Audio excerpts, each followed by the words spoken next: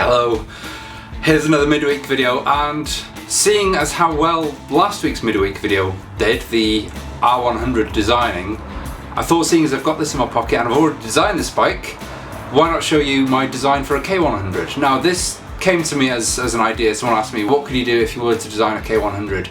And the brief kind of was to design an aggressive and brutal one. This is what I've come up with. Now, it's not to say that this will never happen. I hope, fingers crossed, that this bike will actually happen, so I can actually build it and show the process to you as well. I think it would be amazing. It would be a killer bike, and it would be a killer bike to actually show at the bike show as well. That would be incredible. So this is going along the theme of like BMWs. Talking of which, I actually took an R9T Cafe Racer out, a brand new one this week, and it is awesome.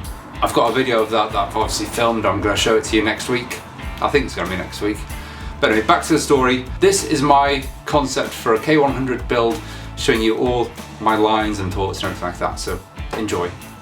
With this K100, we're going to start off with a bare carcass. There's probably not a lot of it here. Obviously there's USD forks in front of this bike. My preferred option in any case would be to use USD forks, because obviously they look better and they perform better as well. So I'm just going to slap a set on here. I've already put tyres on this bike, the same tyres as I used for the R100 last week. One of the main differences that I am going to do to this bike though is put a new subframe. I've actually got a real disliking towards the subframes that come with the K models as standard, only because that they lean back at a weird angle, so it gives you that cruiser style. So I think by putting a new subframe on that's higher and kind of takes that line a little bit higher up, relocate the rear shock, I think it gives it a much nicer line to actually start off with.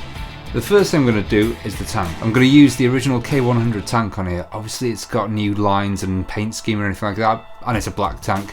But I'm going to stick to the original tank on this. But what I am going to do is put a new cowl on it. A tiny little cowl at the back, which I think looks really nice, and a tiny little seat that slots in between the tank and the cowl, and it just sits there quite neatly. And this is where I'm going to get experimental with it. I'm going to add a carbon fibre little headlight fairing, kind of finishes off the front a little bit, and a little front mudguard. Now the second issue I've got with this bike now is that the engine's really low compared to the height of the tank. Now the tank is in the natural position of what it would be. I've not raised it or anything like that. To bring those lines down, I'm going to add a little carbon fibre fairing just at the top, just so that it brings that tank visually down a little bit, cheating it in a way. And then to create another line to bring that tank down even further, I'm going to put a grill on the side which hides the airbox and then kind of visually makes the tank look a lot deeper than what it is. So obviously that grill is then connected to the front fairing, and we need something to actually finish off the back of the tank now and connect the seat together. So I'm going to put this little carbon fibre divider which then cradles that grill and finishes off those lines neatly. And for the exhaust, I thought, why not carry on those lines and then under through the centre underneath the cowl there,